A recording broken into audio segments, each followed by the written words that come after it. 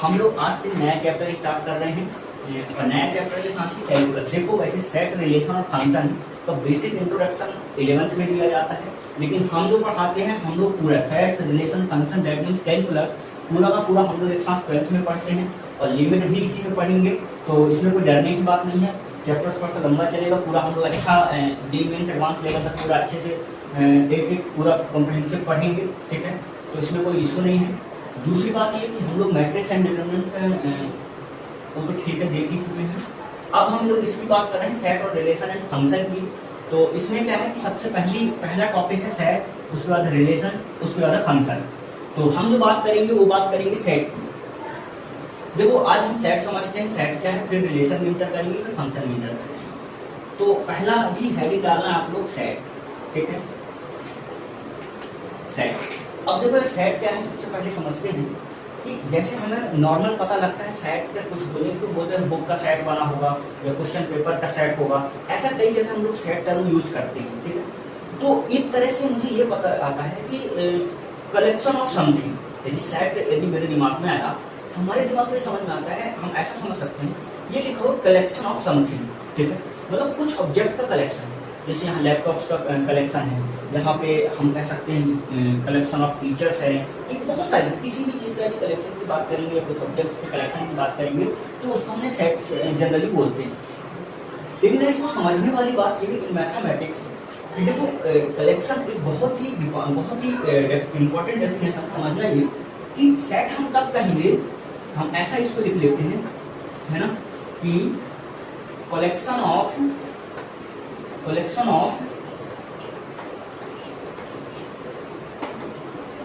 Well defined objects, ऐसा लिख लेते हैं। देखो जिसको बड़ा इंपॉर्टेंट टर्म है, इसको अंडरलाइन कर लेना, है ना, collection of well defined objects, ठीक है। ये क्या है ये समझते हैं। देखो वेल डिफाइंड ऑब्जेक्ट क्या है कि हम लोग इसको पहले बहुत इंपॉर्टेंट बात है कि यहाँ पे जब भी हम किसी चीज की कलेक्शन की बात करेंगे तो उसके जो एलिमेंट्स हैं, ऑब्जेक्ट्स हैं, वो वेल डिफाइंड होना चाहिए। जैसा मैं एक सिंपल से एग्जांपल लिखता हूँ एक बार। दूसरी बात ये कि sets are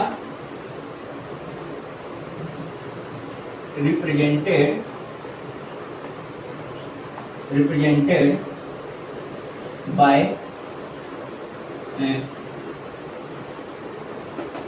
capital letter of English alphabet, ठीक है। अब ये कुछ इस तरह से डिफाइन किया जाएगा और कर्ली ब्रेसेस के अंदर डिफाइन करते हैं। जैसे देखो सपोज करो ए, इसको मैंने किया और एक कर्ली ब्रेसेस के अंदर डिफाइन करते हैं, है ना। तो यहाँ पे सिंपल मैं एग्जांपल लिखता हूँ कि ऐसा लिखता हूँ, all the players of Indian cricket team, ठीक है। तो ये मतलब क्या हुआ कि इंडियन क्रिकेट टीम में जो 11 लोग होते हैं उनको कलेक्शन, ये एक सेट डिफाइन कर दिया कि all the player of Indian cricket team. एक दूसरा डिफाइन करता हूं, है ना, कि the best player of Indian cricket team, ठीक है। ये दो चीजें मैंने डिफाइन किया। अब इन दोनों सेंटेंस को ध्यान से देखते हैं कि देखो ये बोलता हूँ all the players of Indian cricket team, इसका मतलब सिंपल सा ये हुआ कि ये ऐसे लोगों का सेट है, ऐसे 11 लोगों का सेट है जो कि अभी करंट में ये 11 लोग हमारी इंडियन क्रिकेट टीम से बिलोंग करते हैं, ठीक है। अब दूसरे सेंटेंस की बात करूँ, इसकी भी बात करूँ तो इंडियन क्रिकेट टीम को आप चाहे जिससे पूछोगे, चाहे आप अपने आप से पूछ लो कि कौन कौन है, चाहे गूगल से पूछ लो, चाहे किसी कोई बंदा यदि क्रिकेट में इंटरेस्ट रखता है उससे पूछ लो, सबको यही 11 के 11 नाम बताएंगे। लेकिन आप यदि पूछ लो किसी 2-4 लड़कों से कि the best player of the Indian cricket team, तो सबको अपने अपने पसंद का नाम बताएगा। किसी को कोहली पसंद होगा, किसी को शर्मा पसंद होगा, किसी को धोनी पसंद होगा। तो ये पर्सन टू पर्सन वेरी करेगा। तो देखो ये जो है जो वेल डिफाइंड कलेक्शन होगा ऑब्जेक्ट्स का, ये कहलाएगा सेट। और ये सेट नहीं होगा, it is not a set, ये सेट नहीं होगा। ठीक है, तो हम लोग बात करेंगे कि जब भी सेट की बात करेंगे तो सेट एक कैपिटल लेटर से डिफाइन होगा, कर्ली ब्रेसेस के अंदर लिखेंगे और उसको इस तरह से डिफाइन करेंगे। दूसरी बात ये कि जैसे मान लो मैंने यहाँ पे लिखा all the players of Indian cricket team, तो दूसरा मेरे पास ऑप्शन ये भी था कि उन सारे के सारे प्लेयर का नाम भी लिख सकता था मैं। ठीक है, अब अगली बात, अगला सेट डिफाइन करता हूँ सी, यहाँ से लिखता हूँ, ठीक है, ऐसा लिखता हूँ all vowels of English alphabet. ठीक है, ये लिखा हुआ है all vowels of English alphabet, ऐसा कुछ है। ठीक है, तो इसमें मैं बात ये करना चाहता हूँ कि जैसे एक तो ये लिखा है, दूसरी बात ये, यदि मैं इसी सेट को ऐसा भी लिख सकता हूँ ए आई ओ यू और ई, और इसी बात को मैं ऐसा भी लिख सकता हूँ कि ए ई आई ओ एंड यू। ठीक है, तो ये भी पांचों के पांच ही ऑब्जेक्ट का कलेक्शन शो करेगा, ये भी पांच ऑब्जेक्ट का कलेक्शन शो करेगा, ये भी पांच ऑब्जेक्ट का, ये भी इन्हीं पांच ऑब्जेक्ट का कलेक्शन शो करेगा। तो इसका मतलब ये हुआ कि सबसे पहली बात, इन दोनों को देख के मुझे तो ये लगता है कि order of in a set, order of elements, order of elements doesn't matter। ठीक है, ऑर्डर ऑफ एलिमेंट्स मैटर नहीं करता है, फर्स्ट बात। दूसरी बात ये कि देखो इनपुट, अब या तो इसको देखूं मैं या फिर इसको देखूं, तो यहां से मुझे ये पता लग रहा है कि देखो ऐसा लिखा हुआ है कि या तो मैं एक स्टेटमेंट लिख सकता हूं या फिर सारे के सारे एलिमेंट्स को लिख सकता हूं। दूसरी बात ये कि set of all letters of word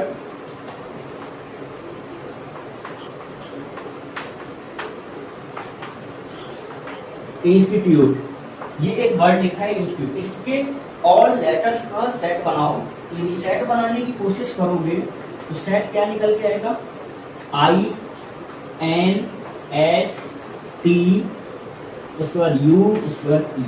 मैंने क्या लिखा है यहाँ पे मैं क्या सिखाना चाह रहा था कि यदि कोई भी लेटर डबल, दो बार तीन बार आए तो उसको हमें सिंगल बार ही लिखना है, कोई भी लेटर सेट के अंदर रिपीट नहीं करेगा, सेट सिर्फ एक ही बनेगा, मतलब एक बार ही लिखा जाएगा। तो ये, अब जैसा कि मैं यहाँ पे बात कर रहा था कि देखो सेट को लिखने के दो तरीके, या तो मैं एक स्टेटमेंट लिख सकता हूँ या फिर सारे के सारे एलिमेंट को लिस्टेड कर सकता हूँ। इस तरह से हम ये बोल सकते हैं कि सेट भी रिटर्न है टू कैटेगरीज, मतलब टू टाइप से हम इसको सेट को रिप्रेजेंट कर सकते हैं, लिख सकते हैं, बता सकते हैं, दिखा सकते हैं। ठीक है, तो इसको आज हम देखते हैं। सेट को रिप्रेजेंट करने के दो तरीके हैं।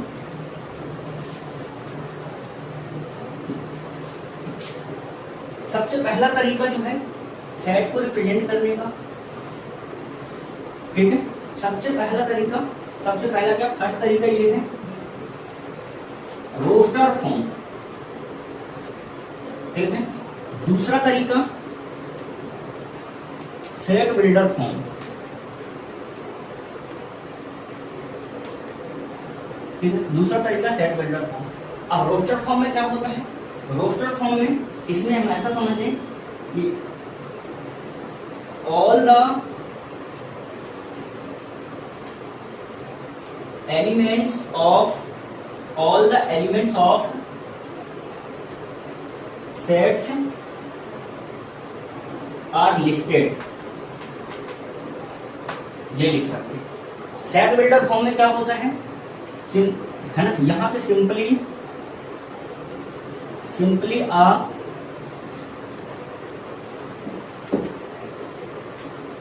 स्टेटमेंट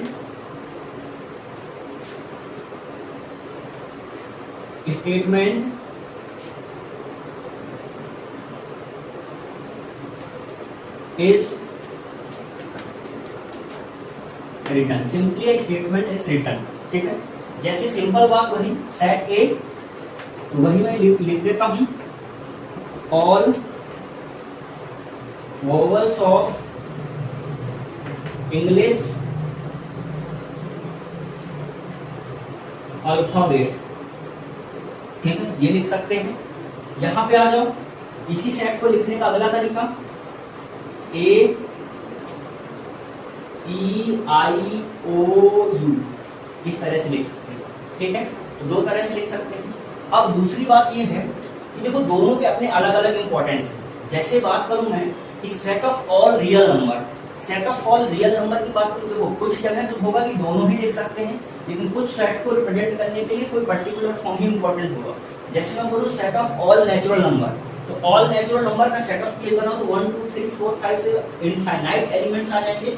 वो रोस्टर फॉर्म में लिखना मतलब जनरली पॉसिबल नहीं है, इसलिए उसके लिए फिर सेट बिल्डर फॉर्म है, तो उसको हम लिख देंगे डायरेक्ट इस तरह से, ठीक है। अच्छा, दूसरी बात ये कि यदि मुझे जैसे सेट बनाना है, मान लो लिखा हुआ है 1 2 3, ठीक है, 4, इस तरह से ये लिखा हुआ चलता जाएगा, सेट है ऑल नेचुरल नंबर का। तो इसको फिर हम लोग लिखेंगे ऐसा लिखना ज्यादा बेटर रहेगा। अब इसको लिखते कैसे हैं समझें ध्यान से। इसको लिखने का तरीका ये होता है कि देखो जैसे मान लो तुम यहाँ पे लिख दो एन, उसके बाद या तो ये 2 पॉइंट्स यूज कर लो, या फिर आप लोग यूज करते हो ये वाला लाइन, इन दोनों में से कोई एक यूज करो। इसका मतलब होता है सच दैट, इसका मतलब होता है सच दैट एन। अब एन की डेफिनेशन लिख दो कि एन है क्या यहाँ पे, तो यहाँ पे लिख दो N is a natural number, ठीक है। जब कभी ऐसा सेट लिखना हो तो इसको लिखने का तरीका ये होता है कि मान लो हमने लिखा ए और उसके कर्ली ब्रेस के अंदर हमने एन लिख दिया, मतलब एन हमें लिखते जाना, N is a natural number, मतलब एन की डेफिनेशन आप लिखते चले जाओ, एन 1 2 3 4 जहां तक आपको जाना हो आप लिखते चले जाओ, वो यहाँ पे मिलना स्टार्ट हो जाएगा, ठीक है। जैसे कल को यहाँ पे ऐसा भी लिखा होता, मान लो कि ए, यहाँ से तुमको पूछता कि एन का एन स्क्वायर बाय 2 और N is a natural number, N is a natural number, तो यहाँ पे जो तुम्हें सेट मिलता है ये, इसका मतलब ये सच दैट। तो एन की वैल्यू 1 रखते तो 1/2, 2 रखते तो 2 की पावर 4 मतलब 2, उसके बाद 3 रखते तो 9/2, इस तरह से मिलते हुए सारे के सारे एलिमेंट चले जाते, इस तरह से हम इसको डिफाइन करते हैं। ये तो एलिमेंट्स आएगा जहाँ पर एन क्या है, एन की डेफिनेशन लिखी हुई है और एन की वैल्यू सब्स्टिट्यूट करते जाओ, इस तरह से आते जाएगा, ठीक है। अब कुछ सेट्स ऐसे होते हैं जिनको एक दूसरे के फॉर्म में हम लोग लिख सकते हैं। जैसे सपोज करो कि मान लो 1 2 क्वेश्चन ऐसे कुछ साइड साइड मिल जाए आप लोग को कि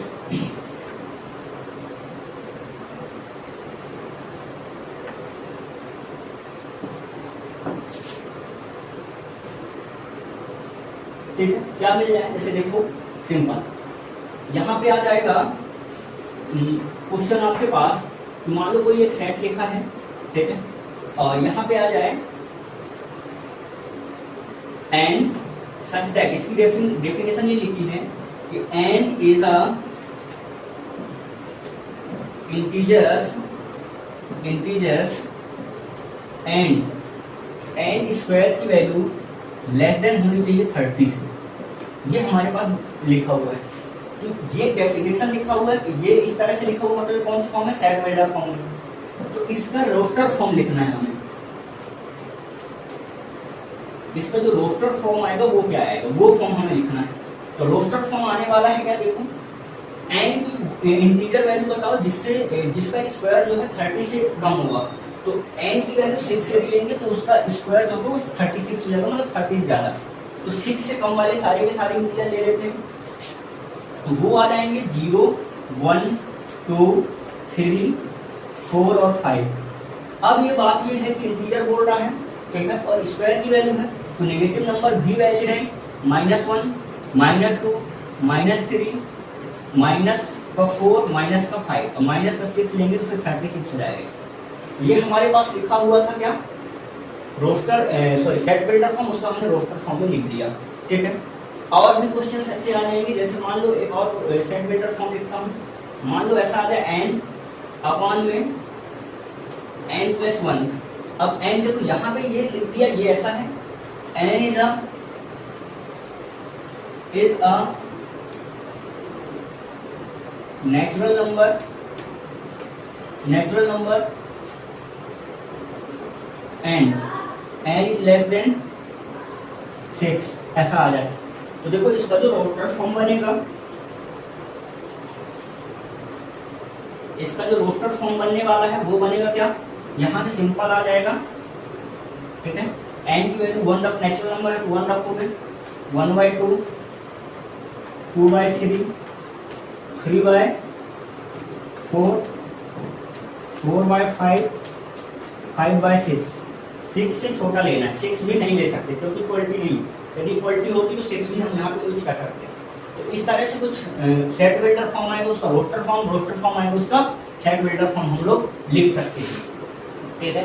तो ये हो गई ओवरऑल सेट की डेफिनेशन। आप लोग आर डी शर्मा में जाओगे तो आर डी शर्मा का फर्स्ट चैप्टर ये है, उसमें कुछ अच्छे मतलब फर्स्ट की एक्सरसाइज में कुछ इस तरह के और अच्छे कॉन्सेप्ट वाले कुछ क्वेश्चंस दिए हुए हैं, मतलब सेट पहचानना कि कौन सा सेट है या नहीं है, वो आप लोग लगा लेना। आर डी शर्मा का भी क्वेश्चन लगा लेना, एक बेसिक है सेट के लिए 11th की आर डी शर्मा, फिर एनसीईआरटी लगा लेना, बेसिक है, उससे कुछ नहीं होगा बट एक बेसिक अंडरस्टैंडिंग जरूर डेवलप हो जाएगी, ठीक है। तो ये हो गया। अब हम आगे बात करते हैं इसमें सेट में, ठीक है। तो आगे कौन कौन सी बात करते हैं, आ जाओ, है ना।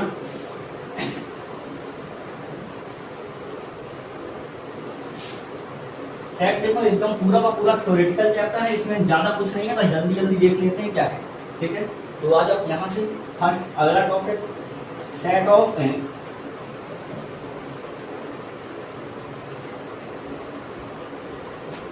टाइप्स ऑफ सेट, ठीक है।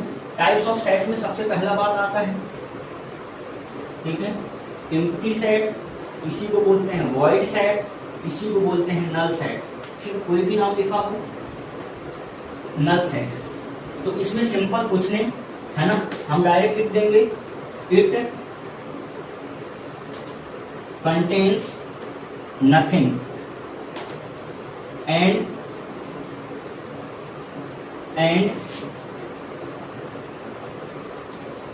डिनोटेड बाय, या तो सिंपल करली ब्रेस के अंदर ऐसा खाली छोड़ दो, या फिर इसको डायरेक्ट डिनोट कर दिया जाता है फाई के समझिए, ठीक है। ध्यान रखना करली ब्रैकेट के अंदर फाई मत बना देना, अदरवाइज इसका मतलब हो जाएगा कि एक सेट है जिसमें जो एलिमेंट है वो फाई कंटेन करता है, ठीक है। सिंपल सी बात, यदि कोई आपको बोले कि ऐसा सेट कहाँ देखने को मिलेगा, तो देखो मैं सिंपल बता देता हूँ समझने के लिए, ठीक है। तो है ना, ऐसा बोल सकता हूँ, सेट डिफाइन करो, है ना, इसमें सिंपल बोलो number of boys students in girls college. इस तरह के एग्जाम्पल आप देखोगे कि आपको कितने एलिमेंट मिलने वाले हैं, तो सिंपल, या तो इसको ऐसा लिखना पड़ेगा आपको, या फिर ऐसा फाई लिखना पड़ेगा, कुछ भी कोई भी स्टूडेंट्स गर्ल्स कॉलेज में आपको बॉयज स्टूडेंट एक भी नहीं मिलेगी, ठीक है। तो इस तरह आता है empty set, void set, null set, इसी को बोलते हैं हम लोग। उसके बाद नेक्स्ट आता है दूसरा सिंगलटन सेट। सिंगलटन सेट क्या कहलाता है कि सिंगलटन सेट क्या कहलाता है, यहाँ पे आप ऐसा देख सकते हो कि, ठीक है, तो सिंगलटन सेट आपको ये मिल जाएगा कि इट कंटेन ओनली सिंगल या फिर one element, only one element, ठीक है। जैसे सिंपल कोई भी करली ब्रैकेट के अंदर 0 आ जाए, करली ब्रैकेट के अंदर 5 भी आ जाए, ये भी सिंगलटन सेट है। कुछ भी आ जाए, नंबर कितना भी बड़ा हो जाए, इससे कोई मतलब नहीं है, ठीक है। या फिर 1 0 1 0 0 2 3 5 9 एक ही नंबर है, ये सब कहलाएगा क्या, सिंगलटन सेट। देखो ये सब एक ही नंबर लिखा हुआ है, ठीक है। तो एक एलिमेंट यदि होगा तो सिंगलटन सेट कहला जाएगा। अगला आता है, अगला इसी में हम लोग आगे चलते हैं, है ना, नाम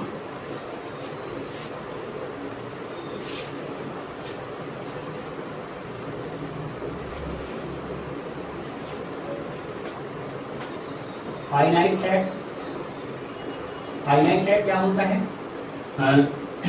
ऐसा बोल सकते हो कि number of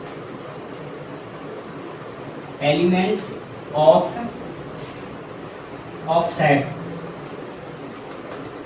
is finite. Number of elements of set are finite. यदि ऐसा हुआ तो हम क्या बोल सकते हैं कि फाइनाइट सेट है। जैसे देखो सिंपल सी बात है, कोई भी हम सेट डिफाइन करते हैं 1 2 3 4 इस तरह से, कोई सेट बी डिफाइन कर दिए ए बी सी डी, ठीक है। अच्छा एक बात और ध्यान रखना, यदि मैं यहाँ पे अभी हम क्या बोल रहे थे कि सेट जो है वो वेल डिफाइंड कलेक्शन का ऑब्जेक्ट है, बट जब मैं आगे अब हम लोग मैथमेटिक्स में यदि बोल दिए सेट ए 1 2 3 4 का collection set B A B C D, तो हमें यहाँ पे दिमाग लगाना ये नहीं है कि वेल डिफाइंड ऑब्जेक्ट है नहीं, बट हमें मान लेना है कि एक सेट है जो कि वेल डिफाइंड ऑब्जेक्ट का ही बना है। जब हमने वर्ड यूज कर लिया सेट तो उसको हमें ये अंडरस्टूड मान ही लेना है, ठीक है। तो ये फाइनाइट सेट कहलाते हैं। इसी कड़ी में अगला आएगा, ठीक है, इनफाइनाइट सेट। इनफाइनाइट सेट में क्या आएगा, number of elements of set are infinite. Infinite means uncountable. जैसे आपको कोई सेट बनाने को बोल दे, set of all natural number, set of all natural number, या फिर कोई बनाने को बोल दे set of all real number, ठीक है। तो ये सब ऐसे नंबर हैं इनको आप लिस्टेड करने की कोशिश करोगे, इनफाइनाइट एलिमेंट्स इसमें होंगे, ठीक है, तो आप इसको नहीं कर पाओगे। उसके बाद एक चीज और आता है इक्वल सेट। इक्वल सेट क्या होता है, नाम है, जस्ट ध्यान से रख लो। Sets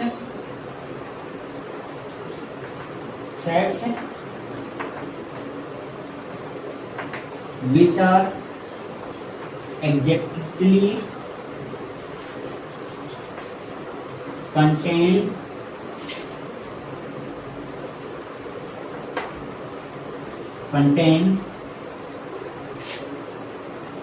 exactly containing same element। जैसे सपोज करो एक सेट है A B C and D, दूसरा सेट है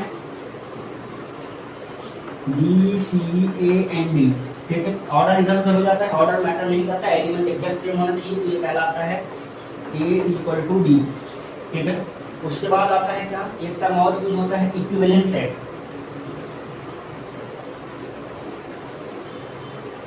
एक टर्म और यूज बस पूरा थ्योरेटिकल है, जल्दी जल्दी देखते जाओ, हम लोग कवर करते हैं इसको। अगला है इक्विवेलेंट सेट। इक्विवेलेंट सेट से पहले हम लोग एक और टर्म पढ़ते हैं, दैट इज कार्डिनल नंबर। ये क्या होता है इसको भी समझ लो। देखो कार्डिनल नंबर डिफाइन होता है for finite set.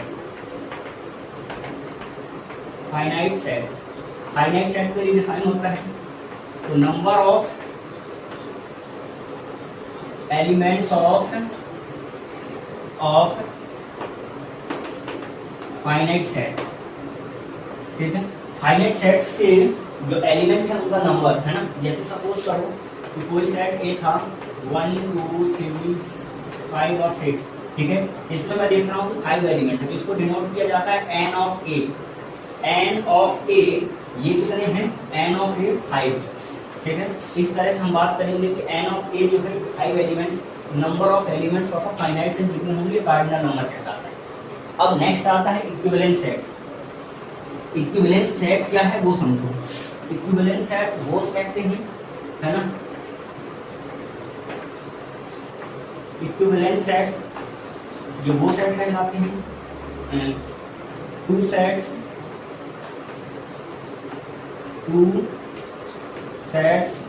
Are said to be equivalent set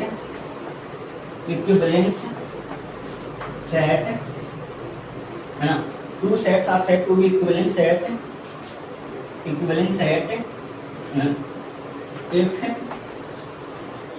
they have same cardinal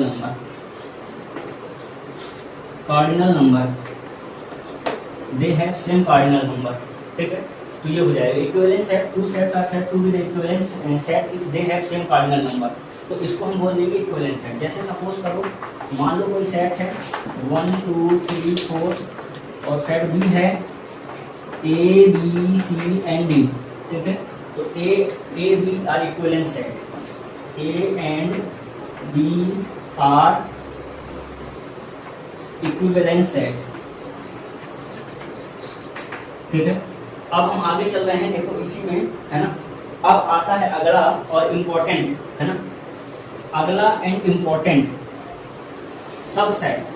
ठीक है, बहुत इंपॉर्टेंट है, इसको समझना बहुत ध्यान से, बहुत सबसेट। तो बहुत इंपॉर्टेंट पार्ट ये सबसेट समझना है। देखो कि कभी भी कोई सेट, मान लो एक सेट ए है एक सेट बी है, तो सेट ए, ये सेट है, a set A is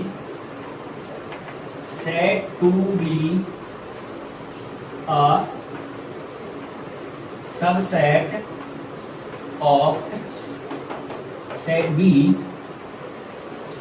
if all elements of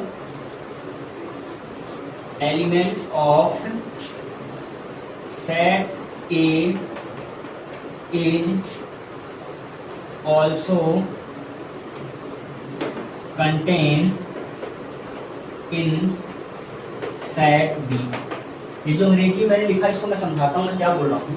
इसका मतलब ये है कि देखो जरा ध्यान से, और इसको लिखते कैसे हैं, देखो A is a subset of B, और इसको पढ़ते हैं A is a subset of B, ऐसा पढ़ते हैं। इसको डिनोट इस तरह से करते हैं ना।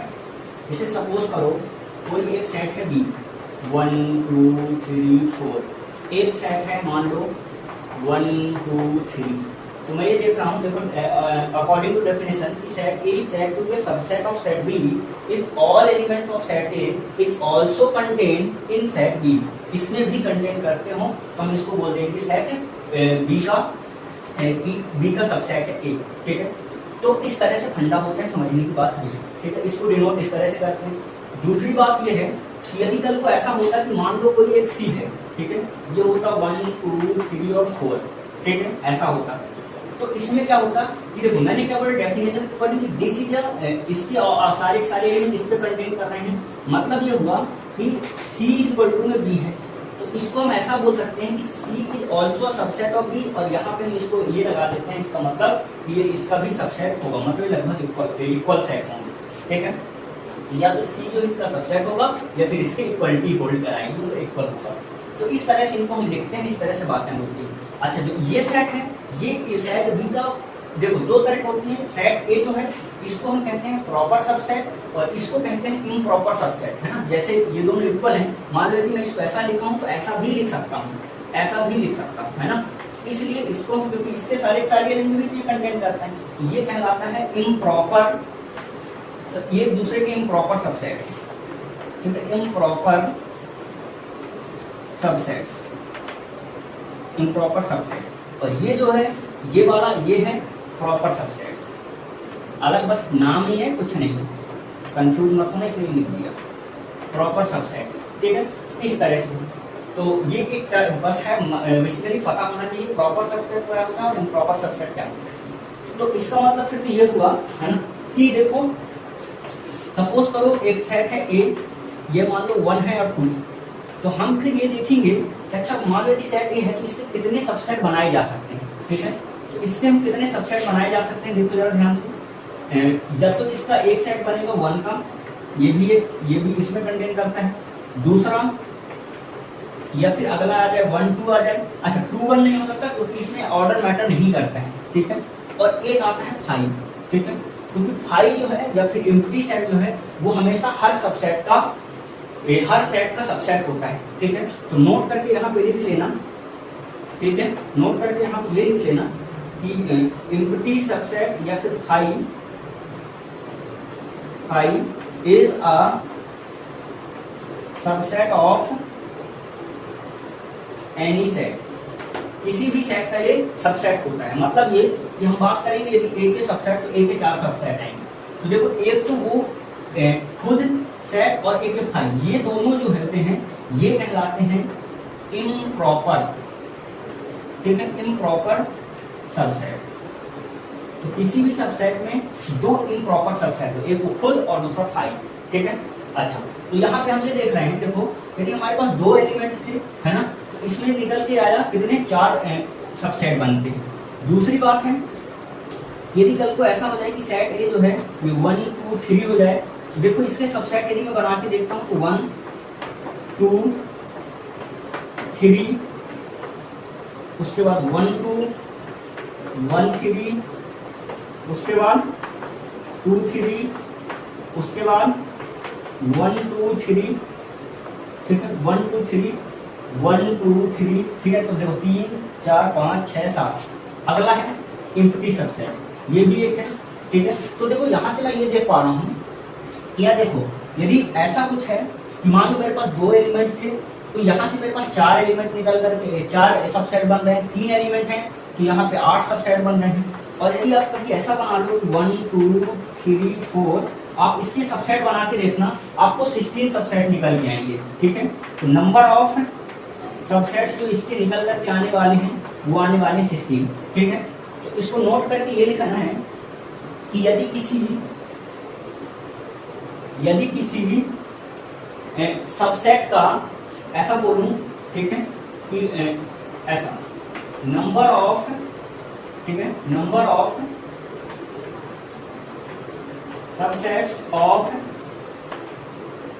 Given, number of subsets of given, number of subsets of given set, given set कोई भी सेट है ए, मान लो ए का यदि मैं बोलूं कि ए के कार्डिनल नंबर जो है वो n ऑफ ए, यदि कार्डिनल नंबर ऐसा है तो number of subsets of given set of A, इसको हम लोग डायरेक्ट लिख सकते हैं 2 की पावर में n, और n क्या है, n of A is equal to n, that is cardinal number, उस गिवन उस सेट का कार्डिनल नंबर होता है n, ठीक है।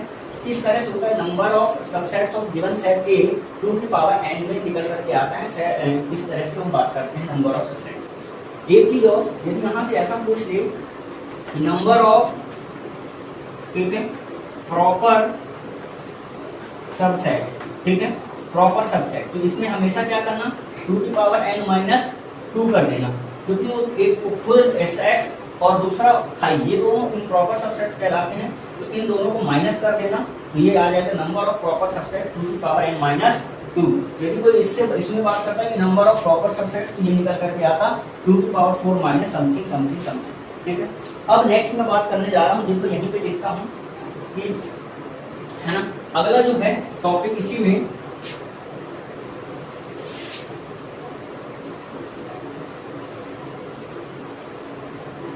ठीक है, वो है क्या, पावर सेट, ठीक है। पावर सेट कुछ नहीं है, बस जबरदस्ती का नाम है, ठीक है। तो देखो लिख लेना, सिंपल क्या है कि पावर सेट, है ना, it is a set of all subsets of given set, ठीक है। क्या बोल रहा हूं मैं, it is a set of all subsets of given set, ठीक है। It is a set of all subsets of a given set. जैसे कि मान लो हमारे पास जो था, है ना, एंड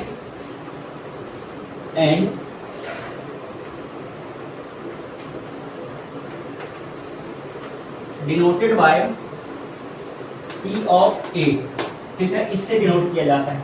जैसा कि देखो यहाँ पे हम बात कर रहे हैं P ऑफ A, ठीक है। हमारे पास सबसे पहले तो A डिफाइन करें, A हमारे पास है 1 2 3, तो P ऑफ A डिफाइन यदि करोगे तो P ऑफ A हो जाएगा, ठीक है, 1 2 3 1 2 1 3 2 3, उसके बाद 1 2 3 उसके बाद 5, ठीक है।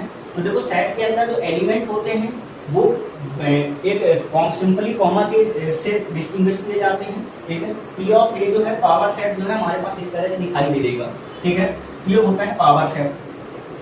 अब यार देखो जरा ध्यान से, ये होते हैं एलिमेंट। जैसे कोई तुमको इससे बात करे, इस तरह से देखो, जैसे बात करे कि 2 इज, है ना, 2 इज, तो ऐसा हम बोलते हैं 2, ये वाला साइन होता है belongs to. 2 is belongs to A, मतलब 2 एक एलिमेंट है जो कि ए से बिलोंग्स कर रहा है। दूसरी बात ये है कि ये जो है 2, ये एक सबसेट है जो कि ए का सबसेट है, ठीक है। ये दोनों साइन अलग अलग है। ये मतलब एलिमेंट्स बिलोंग कर रहा है ए से, और ये मतलब है ये इसका सबसेट है। जैसे यहाँ पर मैं बात करूँ तो 3 जो है ये बिलोंग्स कर रहा है पी पे, और ये इसका जो बनेगा इस तरह से, ये बनेगा इसका सबसेट, ये बनेगा इसका सबसेट। तो इसको हम लिखेंगे ये इसका सबसेट, ठीक है। इस तरह से हम इसमें बात करते हैं। अब नेक्स्ट आता है, इसी में आगे चलते हैं, यूनिवर्सल सेट, ठीक है। अब एक टर्म जो डिफाइन होता है वो होता है यूनिवर्सल सेट, उसको भी समझ लेते हैं वो क्या है। पूरा थ्योरेटिकल पोर्शन ही है, ठीक है। जल्दी से इसको खत्म कर लेते हैं, है ना। एक बार प्रैक्टिस के लिए आपको एनसीईआरटी 11th क्लास का फर्स्ट चैप्टर और 11th क्लास का ही आर.डी. शर्मा का फर्स्ट चैप्टर बना लेना, उसे सेट पे एक बेसिक अंडरस्टैंडिंग डेवलप हो जाएगी, ठीक है। उसके बाद फिर हम कुछ क्वेश्चन भी देखेंगे हालांकि, बट फिर भी, है ना। उसके बाद आता है यूनिवर्सल सेट, ठीक है। यूनिवर्सल सेट, हाँ, नेक्स्ट है यूनिवर्सल सेट। यूनिवर्सल सेट को देखो जरा, हम इसके लिए सिंपल डेफिनेशन समझें। देखो इसको ऐसा समझ लो कि यूनिवर्सल सेट, तो ऐसा समझ लेते हैं कि बेसिक सेट है ना, which contains all elements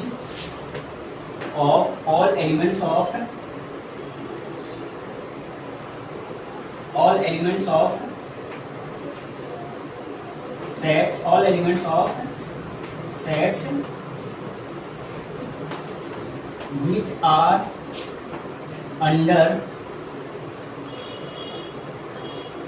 under consideration।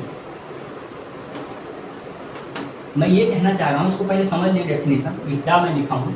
मैं कहना चाह रहा हूँ कि मान लो हमारे पास जितने भी set A B C D जितने भी सेट हैं, यदि कल को मान लो ए है 1 2 3, मान लो बी हो गया ए बी सी हो गया 1 2 ए बी और 5 और 6। तो मैं ये कह रहा हूँ कि जितने भी सेट हमारे कंसीडरेशन में है, जितने भी सेट को हम कंसीडर कर रहे हैं, यूनिवर्सल सेट एक बेसिक सेट है जो इन सारे सेट के एलिमेंट को कंटेन करता हो। उससे ज़्यादा भी कंटेन कर सकता है, उससे मतलब नहीं है, बट एटलीस्ट इतना तो कंटेन करता हो। इसको डिनोट करते हैं यू से, और ये जो होगा ये होगा 1 2 3 5 6 ए बी सी। ये ए बी सी के सारे एलिमेंट को कंटेन करता है। मे बी और भी हो सकता है ना, और भी हो सकता है डी ई, इससे मतलब नहीं है, बट एटलीस्ट इतना जरूर होना चाहिए कि ये सारे के सारे एलिमेंट को कंसीडर करता है। ये कहलाता है यूनिवर्सल सेट, ठीक है। और इसको हम यू से डिनोट करते हैं। ये हमारे पास जितने भी, ये हमेशा ऐसा, हम यूनिवर्सल सेट देखो बहुत बड़ा होता है, बहुत बड़ा हो सकता है, बट हमेशा हम इसको इस रेफरेंस से डिफाइन करते हैं। कंसीडरेशन जितने सेट ले रहे हैं उसमें जितने हम सेट कंसीडर कर रहे हैं उसके सारे एलिमेंट को कंटेन करता है। नेक्स्ट जो आता है हमारे पास, ठीक है, इसी में आता है कॉम्प्लीमेंट ऑफ सेट्स, ठीक है। अब कॉम्प्लीमेंट क्या होता है वो भी समझ लेते हैं।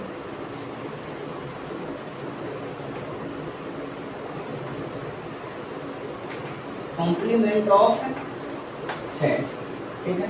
कॉम्प्लीमेंट ऑफ सेट जो है वो कुछ इस तरह से हम समझते हैं, ठीक है। कॉम्प्लीमेंट ऑफ सेट जो है वो इस तरह समझते हैं, जैसे देखो 1 2 3 5। कॉम्प्लीमेंट ऑफ सेट ये कि set of all elements which are in universal set but not in set A. जैसे बात करूं मैं, इसको लिखते ऐसा है कि जैसे ऐसी बात की जाएगी कंप्लीमेंट ऑफ सेट ए, ऐसी बात की जाए तो ये आ जाएगा ऐसा लिखिए set of elements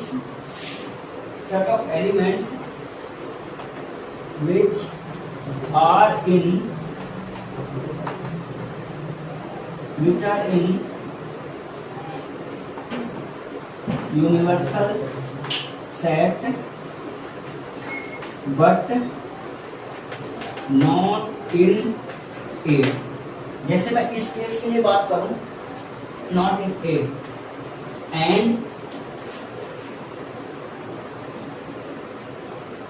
denoted by, ऐसे बोल सकते हैं ए प्राइम, ऐसा बोल देते हैं, इसको पढ़ते हैं ए प्राइम, इस तरह से डिनोट किया जाता है। ठीक है, तो जैसे मैं यहाँ पे बात करूँ इस क्वेश्चन के लिए कि हमारे पास यूनिवर्सल सेट ये लिखा है ए प्राइम में, 1 2 3 को छोड़कर ए प्राइम में जो आ जाएगा वो सारे एलिमेंट का सेट जो कि ए में नहीं है, that means 5 6 A B C D और ई, इस तरह से निकल करके आ जाएगा। ये हो गया किसका, ए का कॉम्प्लीमेंट। बी का कॉम्प्लीमेंट यदि यही लिखने की बात करें तो ए बी सी को छोड़ दो, ठीक है, 1 2 3, ठीक है, और उसके बाद 5 और उसके बाद 6, ठीक है, इस तरह से आ जाएगा। नहीं, सिर्फ ए बी सी को छोड़ दो, 1 2 3 5 6 और उसके बाद बी और ई, इस तरह से। सी का कॉम्प्लीमेंट आ जाएगा 1 2